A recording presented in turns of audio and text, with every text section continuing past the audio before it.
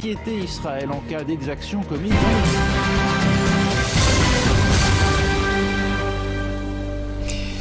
Mesdames, Messieurs, bonsoir. À la une de ce journal, l'on est toujours sans nouvelles du bébé volé dimanche dernier dans un centre médical de la police à Yaoundé. Le délégué général à la Sûreté nationale avait pourtant sommé le personnel du dit centre de tout faire pour mettre la main sur ce nouveau-né et ses ravisseurs. La flotte aérienne camerounaise s'enrichit de 2 aéronefs. Les MA-60 chinois ont été réceptionnés ce jour à la base aérienne 201 de Douala. Et puis à l'étranger, Nigeria, Muhammadu Buhari promet des lendemains très difficiles pour Boko Haram. Le président nouvellement élu a prononcé son premier discours ce jour. Nous reviendrons sur les grands axes de cette adresse dans ce journal. Voilà pour les titres.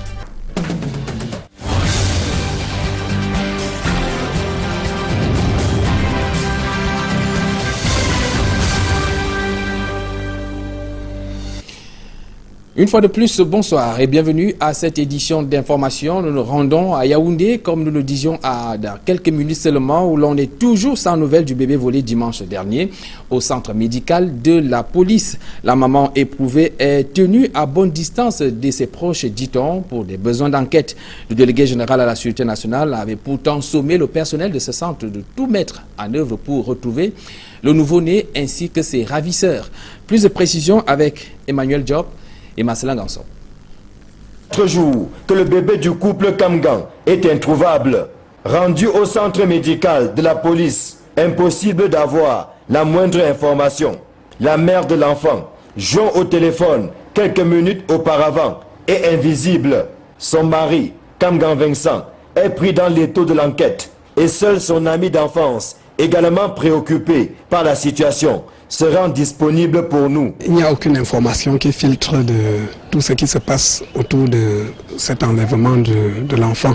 Nous, de la famille, nous faisons tout pour savoir même ce qui se passe, mais on ne nous informe de rien. La maman est inaccessible parce qu'on l'a gardée dans une salle où la famille n'a pas accès, même pour donner à manger à la maman éprouvée. Il faut qu'on passe par le biais d'un agent de police qui est à côté d'elle. On ne sait pas comment elle fait pour prendre sa douche. Parce que nous savons, notre tradition veut que quand une femme vient d'enfanter, que de temps en temps, une autre femme lui masse même le ventre, tout ça. Nous ne savons pas si c'est quelque chose qui est en train d'être fait parce que nous ne sommes même pas là. Personne n'arrive à voir la femme. On apprendra que Judith Douala, la mère du bébé enlevé, a été isolée de la famille et de ses proches pour les besoins d'enquête. La même source policière nous renseigne que le délégué général à la Sûreté nationale a donné 48 heures au responsable de l'hôpital pour lui ramener le bébé volé. Pendant ce temps, le triste souvenir de ce dimanche 29 mars ne cesse de hanter les esprits. Après le départ de son mari, elle est tombée dans un profond sommeil. Et elle avait mis l'enfant sur son dos. Donc elle était couchée devant, l'enfant était sur le dos parce que dans cette salle de la maternité, là, il n'y a pas de berceau. Alors, entre-temps, son téléphone a sonné. C'est donc sa maman qui l'appelait d'un Konsamba pour la féliciter pour le fait que l'accouchement se soit passé sans grand problème. Alors, quand elle finit de répondre, comme toute bonne mère, elle envoie la main pour s'assurer que l'enfant est bien couché ou bien qu'elle-même n'est pas couchée sur l'enfant. Elle ne ressent pas son enfant. Elle demande à sa cochambrière, qui était aussi une autre dame malade, elle dit, elle aussi, elle était endormie, elle n'a pas vu. Elle s'est alarmée, elle s'est mise donc à pleurer et a alerté le corps médical qui était présent. Né à 10h30 et introuvable 7 heures plus tard. Voilà une histoire qui ressemble à celle de Vanessa Tchatchou, dont le vol du bébé à l'hôpital gynéco-obstétrique a défrayé la chronique il y a 2 ans. Le grand banditisme est de retour en Konsamba, c'est le chef-lieu du département du Mungo. Eh bien, des personnes non identifiées ont profité de la forte pluie qui s'est abattue sur la ville il y a quelques jours pour passer en revue plusieurs établissements, en portant au passage d'importantes sommes d'argent, mais également des objets de valeur. Cyril Djemba et Sam Sévrango nous en disent plus dans ce reportage. Le grand banditisme refait surface en Konsamba, dans le Mungo, avec la montée en puissance des pluies diluviennes qui s'abattent dans la ville ces derniers jours. Dans la nuit du 30 mars dernier, Plusieurs structures et établissements de la localité ont été cambriolés par des malfrats qui y ont fait irruption, cassant et emportant quelques objets de valeur et de l'argent en espèces. Ils ont pris l'argent du vendeur de poissons parce que chaque matin je vais au marché. Quand j'ai besoin de 20 kilos, même si c'est combien de kilos, le vendeur me donne. Le soir, il vient récupérer l'argent. Mais hier, avec la pluie, là, il n'a pas pu monter. Moi aussi, j'ai oublié que son argent était resté dans la boîte. Ils ont tout retiré. C'était une somme de 14 000. Et plus 6 capsules de Kaji, 8 capsules de Castel et 5 capsules de taupe qu'ils ont ramassées. C'est ce qu'ils constatent pour le moment. Je ne sais pas si en journée, je vais découvrir d'autres choses qui ont disparu. Pour le moment, c'est ce que j'ai constaté. Salons de coiffure, restaurants et autres bars sont alors les lieux privilégiés par ces bandits qui opèrent sans foi ni loi, profitant de l'épaisseur de la nuit qui s'obscurcit davantage avec le retour de ces pluies incessantes et torrentielles qui arrosent Konsamba. C'est à partir de 1h30 du matin. Oui. Et je suis arrivé ici avant de tomber dessus. Et qu'est-ce qu'ils ont rapporté? Ils n'ont pris que 2 bouteilles à gaz qu'on a chargées hier.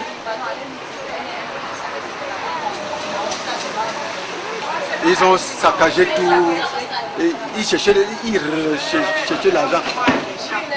Ils n'ont pas vu. Ils n'ont rien trouvé. Une situation aggravée par un semblant relâchement des forces de sécurité locales. On dénote ainsi comme un arrêt momentané des patrouilles de nuit qui avaient alors souvent permis de faire reculer l'action néfaste de ces bandits. En attendant, les auteurs de ces actes dangereux courent toujours et les populations, elles, dorment ici, la peur dans le ventre. Transport aérien, la Chine qui s'invite à la flotte de Camerco, 2 aéronefs de type MA60 assemblés dans l'Empire du Milieu seront bientôt mis en service par la compagnie nationale aérienne. Ils ont été réceptionnés ce jour à la base aérienne 201 ici à Douala. Emos Fongo et Serge Alaoutou étaient présents. Voici leur reportage. Après plus de 4 décennies de confiance, les constructeurs américains McDonnell Douglas puis Boeing, la compagnie camerounaise de transport aérien a choisi la Chine. Des MA60, il faudra désormais s'y habituer.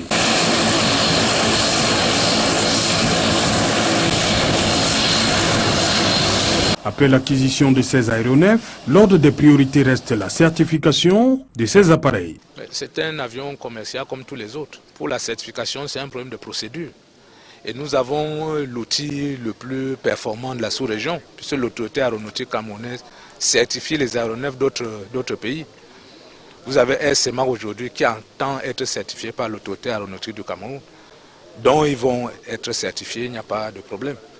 Ce d'autant plus que ces mêmes aéronefs volent dans la sous-région. Mais reste que la polémique ne cesse d'enfler quant au processus d'acquisition de ces appareils volants et même leur fiabilité. Le premier avion MA60 est arrivé en novembre 2012 et a été affecté à l'armée de l'air, au ministère de la Défense. Depuis 2012, il vole en toute sécurité.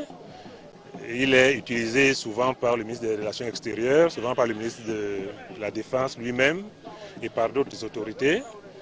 Toutes les semaines, il est en l'air et juste depuis 2012, il n'y a eu aucun problème technique. Camerco, principal bénéficiaire de cette acquisition, vient ainsi renforcer sa flotte squelettique. Ces aéronefs de nouvelle génération et aux performances technologiques avérées, relève-t-on, vont desservir les coins les plus reculés du territoire et même la sous-région Afrique centrale. Il faut bien que notre compagnie vole plus haut. Ça, ce n'est qu'un début.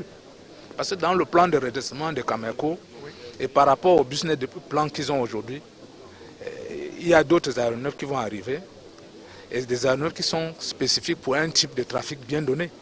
Il fallait donc qu'ils aient des outils économiques, moins chers, parce que les gros avions, pour des vols de très courte distance, coûtent trop cher. À quand les premiers vols à bord des MA60? Pour le ministre délégué, c'est pour bientôt. Intéressons-nous à présent au commerce du poisson fumé qui a du mal à nourrir son homme au Cameroun. Du côté de Yaoundé, par exemple, les revendeurs dénoncent la hausse des prix ainsi que la concurrence des pays voisins.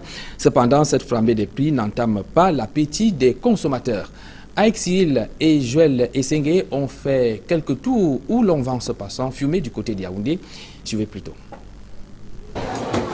Un tas de 8 à 1000 francs CFA. Ce n'est certainement pas à portée de bourse de nos ménagères. C'est d'abord rare déjà dans le marché et les prix ne font que grimper. Il y a aussi des saisons que c'est moins cher, mais cette saison-ci, les prix ont un peu augmenté. C'est dire que le poisson fumé ne se porte pas bien sur le marché camerounais. Nos grossistes se plaignent et nous, quand on achète pour revendre sur le marché, on ne parvient pas vraiment à s'en sortir. Nous trouvons ça sur le terrain cher, c'est parce que nos pays voisins viennent acheter ça vraiment à vil prix et puis ça nous rend difficile dans notre pays. Au marché Etoudi à Yaoundé par exemple, il est difficile dans ces conditions pour les commerçants de faire de bonnes affaires. Le mbunga, je ne demande plus. Parce que dès que tu achètes, tu vends ton argent d'achat mais ne sort plus. Tu ne trouves pas. Quand je vends comme ça à 200, vraiment, je n'ai pas grand parce que déjà ça se casse comme vous voyez là. Là, je mets dans les cassets là, ça entre presque dans les pêtes. À la question de savoir pourquoi le poisson de 100 francs coûte aujourd'hui 200 ou 250, les revendeurs évoquent la concurrence des pays voisins. Nous, les commerçants du Cameroun, nous n'avons pas assez de moyens comme les pays voisins. C'est ça le pourquoi le Mbunga est cher avec nous. Si le gouvernement pourrait revoir les affaires de Mbunga, comment le matériel de pêche de Mbunga est cher énormément. Si on pourrait vraiment faire à ce que ce nous que nous achetons, on livre à nos pays voisins, c'est que c'est possible. Pour contourner la hausse des prix, les commerçants ont imaginé une astuce, celle qui consiste à émietter le poisson avant de le mettre sur le marché. Ils aiment ce qui est émietté parce que c'est à leur niveau. Il y a 250, il y a 500. Oui, ça s'arrête à ce niveau. Le non émietté, c'est 1000 francs, c'est à partir de 1000 francs. 2000, 5000 et 10 000. L'astuce ainsi trouvée est appréciée par les clients. Ceux qui sont entiers sont aussi plus chers et on n'a pas les moyens de s'en procurer cela. C'est pour ça qu'on achète ce qui est émietté, c'est ça qui est à notre niveau. Pouvait-il en être autrement dans la mesure où bien que cher sur le marché, le poisson fumé reste prisé dans les ménages? Quelle qu'en soit la quantité, ça parfume quand même la sauce et déjà ne serait-ce que la petite odeur là, ça nous arrange. Tellement comme c'est bon et c'est sucré dans la mamie, nous sommes obligés de manger ça. Même comme c'est cher, mais on n'a pas le choix. Quand tu veux manger ce qui est bien, tu dois te sacrifier aussi. Vendu à 500 francs par le passé, des tas de poissons fumés coûtent 1000 francs, voire un peu plus de nos jours. Pour autant, cette flambée de prix ne freine pas l'appétit des consommateurs. À la suite de Aïk Cyril, il faut dire que la relève de la production aquacole passe par la disponibilité des éleveurs, des aliments, mais également des financements. Les acteurs de la filière piscicole ont convenu de l'urgence qu'il y a à investir pour produire plus et réduire ainsi les importations massives de poissons. Joël Essengue et Masselangansop nous en disent plus dans ce reportage. La production nationale de poissons est estimée à 180 000 tonnes par an. Elle satisfait à peine la moitié de la demande.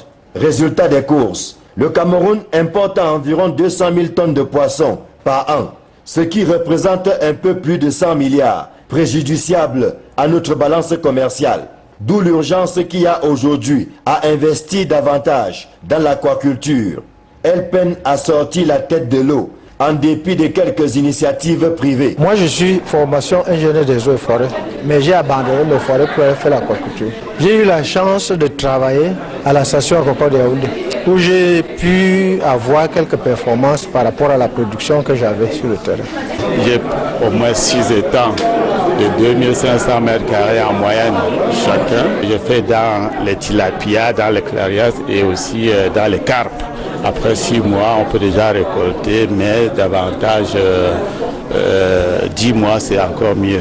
Malgré la bonne volonté des acteurs, le développement de l'aquaculture se heurte à plusieurs difficultés. Notamment la levain, qui n'est pas facile à trouver, la levain de bonne qualité. Parce que les gens se trompent, par exemple, pour le tilapia. Quand il prend un petit tilapia, il le confond à un alevin. Il y a le problème de l'aliment. L'aliment de qualité, il n'y en a absolument pas. Mais on est obligé maintenant d'importer. Je suis obligé d'acheter un aliment qui coûte 2500 le kilo. Il y a même les infrastructures. Généralement, les étangs sont très mal construits. C'est-à-dire on confond une petite mare d'eau à un étang. L'enjeu est de taille, puisqu'il est non seulement question d'augmenter de manière significative la production aquacole, mais également de contribuer à la sécurité alimentaire et de créer des emplois, source de revenus pour les jeunes. La politique gouvernementale en la matière repose sur 4 principaux piliers. L'axe de la modernisation des infrastructures de production, l'axe de la formation des acteurs, l'axe du financement et l'axe de l'accompagnement technique. Une étude récente relève que le poisson est incorporé dans un repas sur 2 au Cameroun, certainement à cause de son apport en protéines. Mais il faut du temps pour le produire localement et en abondance. Protection de la faune et de la biodiversité au Cameroun. Il faut noter que 22 000 kg de viande de brousse ont été vendus sur les marchés de Yaoundé en 2012 selon une enquête menée par la World Wild Fund for Nature. Ces chiffres qui concernent que la capitale du Cameroun inquiètent les autorités en charge de la protection de la faune. Ceci en raison du fait que de nombreuses espèces protégées et interdites de chasse s'y retrouvent, une situation qui pourrait contribuer à leur extinction. Plus de précisions avec notre reporter Éric Marcian-Djombo. Le Cameroun compte plus de 19 millions d'hectares de forêt qui abritent une faune importante. C'est d'ailleurs l'une des plus variées d'Afrique avec 48% de mammifères, dont 305 espèces, 54% d'oiseaux, dont 1021 espèces. Or, selon les organisations non gouvernementales de protection de la faune, cette richesse est aujourd'hui menacée par l'abattage sauvage et non contrôlé des animaux pour consommation. Pour Anne Tongo du WWF, la cote d'alerte est atteinte. Au mois de décembre jusqu'en janvier, fin janvier, on a constaté que dans le marché, il y a disons 10 000 kg de la viande de brousse qui sont dans le marché. Ça veut dire que même avec toute la sensibilisation sur Ebola, les gens ne comprennent toujours pas. Selon les chiffres de la Commission des forêts d'Afrique centrale, la consommation de la viande de brousse dans les zones rurales est comprise entre 14,6 et 97,6 kg par an, ceci par personne. Le problème se pose dès lors que des quantités impressionnantes pour besoins de commerce et des espèces protégées sont abattues. Plusieurs espèces sont répertoriées comme étant en voie de disparition au Cameroun et dont interdites de chasse ou de capture. Entre autres, on peut citer l'hippopotame, la girafe, les grands singes, le lion, la panthère, le guépard. Le pangolin géant et le python. À côté, d'autres peuvent être chassés ou capturés uniquement sur autorisation. Il s'agit du buffle, de la tortue, du phacochère ou du bongo, pour ne citer que ceux-ci. Malheureusement, cette classification est bafouée par des braconniers pour qui les lois coercitives semblent plutôt souples. L'abattage d'un animal intégralement protégé est passible de la peine maximale de 3 ans d'emprisonnement et ou d'une amende qui peut aller jusqu'à 10 millions de francs CFA. Au-delà des constatations, de nombreux experts pensent que la solution réside dans la réorientation des chasseurs et des communautés forestières vers de nouveaux horizons générateurs de revenus. Cette note d'information dans la suite de ce journal, des médaillés de la vaillance pour les forces de défense engagées dans la lutte contre Boko Haram. Elles sont octroyées aux bénéficiaires par plusieurs décrets signés ce jour par le président de la République. Sont concernés des officiers, des sous-officiers ainsi que des militaires de rang. Paul Biya salue ainsi leur bravoure dans la défense du territoire contre Boko Haram. Parlons toujours de la lutte contre Boko Haram avec la Sanaga maritime qui entre dans la danse en annonçant la mise en place de mesures sécuritaires pour empêcher que cette secte islamiste s'implante dans cette localité. Rodrigue Ngassi et Viviane Kamoa. La marche contre Boko Haram se poursuit à travers le pays. À Edea, chef-lieu de la Sanaga maritime, ils sont environ 5 000 habitants venus des 11 arrondissements pour prendre part à la marche de soutien contre Boko Haram. L'initiative vise à soutenir les forces de défense camerounaises engagées sur le front de guerre. Parmi les participants, cette dame.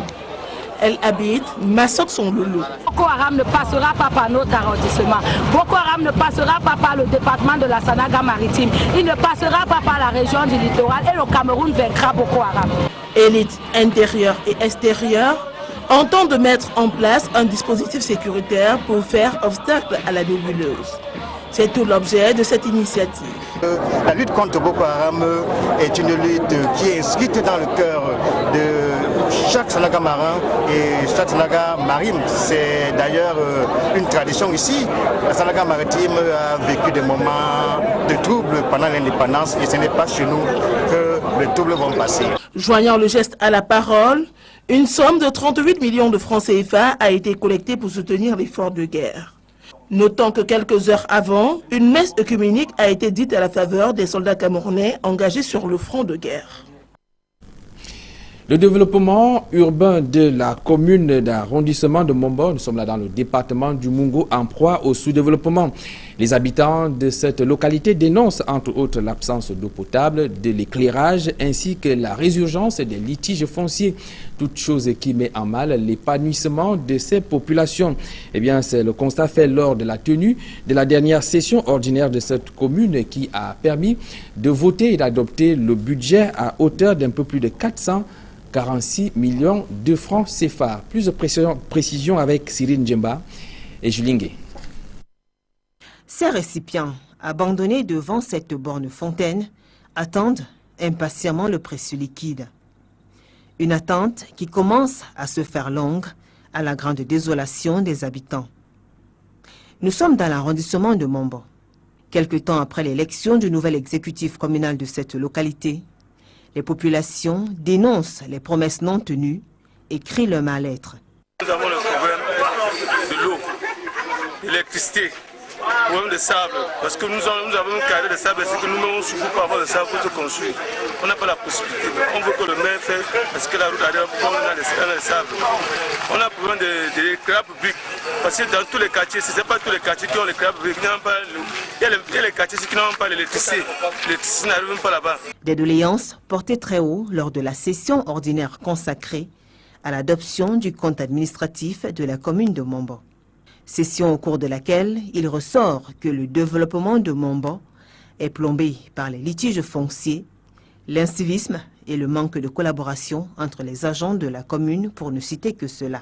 Donc, il y a une petite incompréhension entre, parce que dit-on, moi je ne suis pas agent communal, mais dit-on, il y a le problème des avantages et des primes exorbitants, il y a les bonifications de certains agents, mais sans texte, sans clarification textuelle.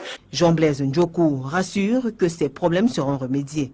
Le compte administratif et de gestion de la commune de Mombo a été voté à hauteur de 446 461 697 francs CFA. Un budget alloué aux différents projets engagés, tels que la construction du CETIC de Mombo, du commissariat de sécurité publique, de la sous-préfecture et bien d'autres institutions. Les dépositaires du pouvoir ancestral du département de l'Océan, nous sommes là dans la région du sud de Cameroun, dénoncent l'ingérence de l'autorité administrative dans le processus de désignation des chefs traditionnels. Ce constat a d'ailleurs pu être observé lors de la désignation du chef de 3e degré de Mpangou par Kribi. Jean-Joseph Abenabena, reportage. Pour la notabilité traditionnelle de ce village Mpangou, voici le chef. Mais la sous-préfecture de Kribi Ier, qui préside la cérémonie de désignation, ne semble pas satisfaite. Quels sont ceux qui veulent être candidats de la chefferie de Mpangou? À la suite de cette exigence, un deuxième candidat se présente. Le représentant du chef supérieur Mabi Sud va beau dire que la tradition ne connaît pas la démocratie, rien n'y fait. Les deux candidats sont obligés de passer à la procédure humiliante du vote. Une indignation pour certains chefs traditionnels. Nous ne sommes pas les auxiliaires de l'administration. Nous sommes les auxiliaires de l'État. Oui, la chefferie traditionnelle, c'est une institution. C'est-à-dire qu'une institution de la République, nous sommes donc les auxiliaires de l'État, mais des collaborateurs de l'administration. Et je vais rappeler que la chefferie traditionnelle est la seule institution au monde qui accepte la dictature. La démocratie dans la chefferie traditionnelle n'existe pas. La démocratie et l'autorité traditionnelle ne semblent pas faire bon ménage. Et le chef, bien que prince héritier, est obligé de se plier à cette modernité. Nous sommes en démocratie, il faut bien faire valoir la démocratie. Ce sont les populations qui ont présenté ma candidature et cet individu dont on ne connaît ni l'origine ni le bien fondé de sa présence en ce lieu, nous avons laissé valoir la démocratie et elle a prévalu. La cohabitation de l'autorité traditionnelle avec l'administration pose un réel problème d'identité sociale au Cameroun, voire en Afrique. L'immigration massive des jeunes camerounais, ils étaient réunis il y a quelques jours dans la ville de Douala pour poser ce problème. Le diagnostic est fait dans ce reportage de Sylvestre Hippolyte Zangaou.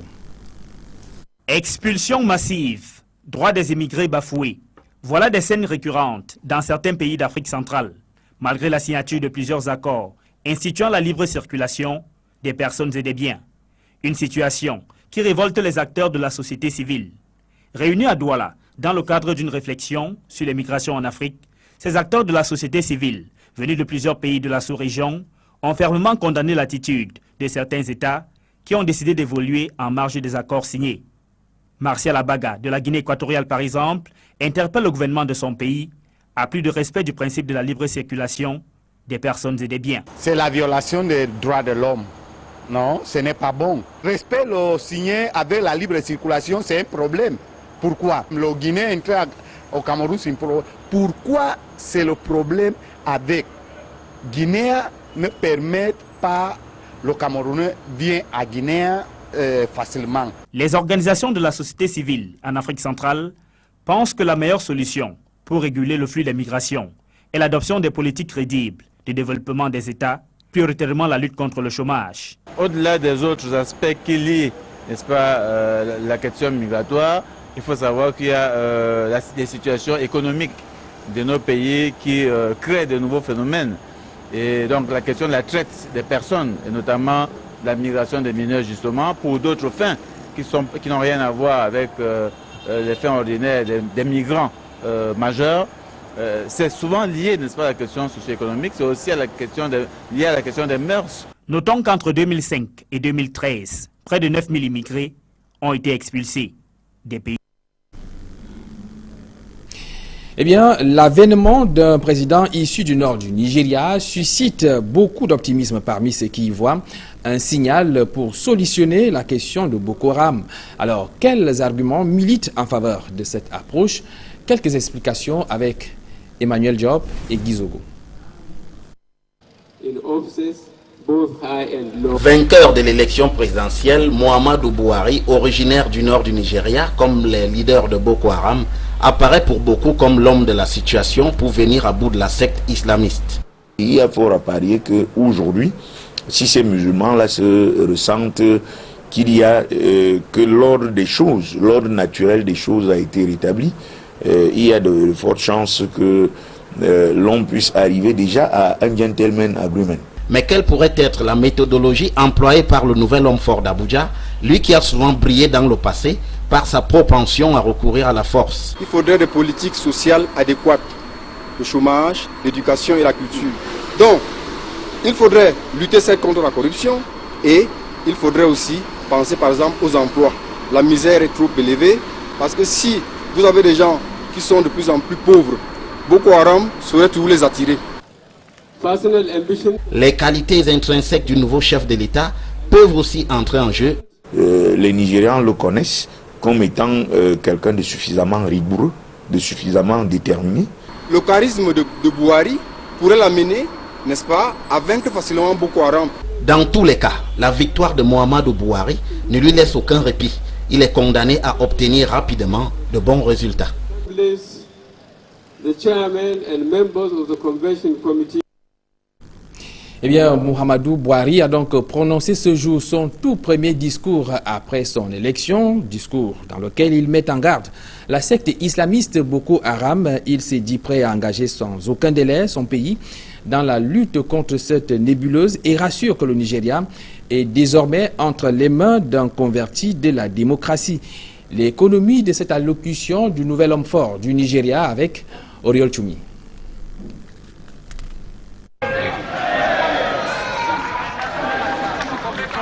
Le tout nouveau président de l'État fédéral du Nigeria a ouvert son allocution en rappelant à tous les Nigérians du monde entier qu'ils appartiennent à la même nation.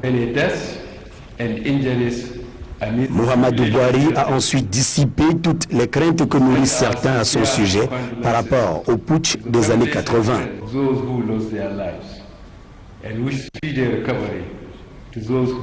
Je suis un converti à la démocratie. Chaque Nigérian doit pouvoir aller se coucher en sachant que ses droits constitutionnels sont entre de bonnes mains.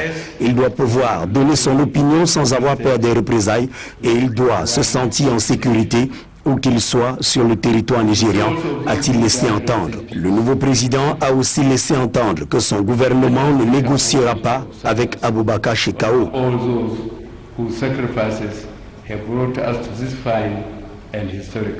Au sujet de l'ex-président Goodluck Jonathan, Buhari recommande qu'il soit vu par tous les Nigérians comme un grand homme. Malgré la rancœur de l'élection, je tends une main amicale et de conciliation au président Jonathan et à son équipe. Laissez-moi le dire clairement, le président Jonathan n'a rien à craindre de moi. Pour son premier discours en tant que chef de l'État du Nigeria, le ton est donné. Muhammadu Buhari va en guerre contre Boko Haram. Toujours à l'étranger, au Burundi cette fois-ci, plusieurs personnes sont portées disparues après d'importantes inondations et des glissements de terrain. Dans ce pays, au moins 10 personnes sont supposées mortes, bien que leur corps n'ait pas été retrouvé. Nos confrères de CCTV nous en disent plus dans ce reportage. Nous l'avons cherché partout, même avec les bateaux, nous dit Juma Abimana, mais sans aucun résultat. L'agonie d'un père après la disparition de son fils. Dimanche après-midi, le fils de Juma, Isaake, 18 ans et malade, était parti faire ses prières dans l'église du village de Kizoba lorsque le glissement de terrain s'est produit. Juma et ses voisins ont tenté de retrouver l'emplacement de l'église avant qu'elle soit emportée jusqu'au lac Tangankia, à quelques mètres de leur maison. La raison pour laquelle je sais qu'il était là, c'est que j'étais avec lui, je ne l'ai quitté que peu de temps et avant que la pluie commence à tomber, ceux qui ont survécu disent qu'il a tenté de courir mais qu'il n'a pas pu. Depuis, Juma et d'autres sont revenus ici dans l'espoir de trouver quelque chose. Parmi eux, la fille de 5 ans de Kwizera Ferdinand, 28 ans, et son ouvrier de 35 ans. Ils ont tenté de trouver un refuge car leur maison était près du lac. On me dit qu'ils sont partis par là avec d'autres voisins, mais les rochers tombaient de partout. Certains ont décidé de revenir, mais n'ont pas pu. Nous les avons cherchés partout. Nous pensons qu'ils sont morts. Les recherches sont lentes. La Croix-Rouge commence tout juste à avoir les informations nécessaires sur les personnes dans le besoin. Le gouvernement a promis de l'aide, mais la communauté est livrée à elle-même. Ils cherchent eux-mêmes leurs proches disparus. Nous venons ici chaque jour, nous nous entraidons, nous creusons, nous faisons ce que nous pouvons en espérant retrouver leur corps. Nous faisons tout par nous-mêmes, sans aucune aide de personne, mais nous n'abandonnerons pas. Retrouver les corps, c'est le seul espoir de Juma et des autres familles. Eh bien, c'est bientôt la fin de cette édition d'information, mais avant, rendez-vous à ne pas manquer 237. Le débat porte d'ailleurs sur la résurgence des litiges fonciers au Cameroun, ignorance ou malgouvernance. Retrouver des experts fonciers et immobiliers autour de Duval Fangwa. Mesdames, Messieurs, merci d'avoir été en notre compagnie. Nous espérons vous savoir encore plus nombreux demain lorsqu'il sera 20h. Bonne soirée à toutes et à tous.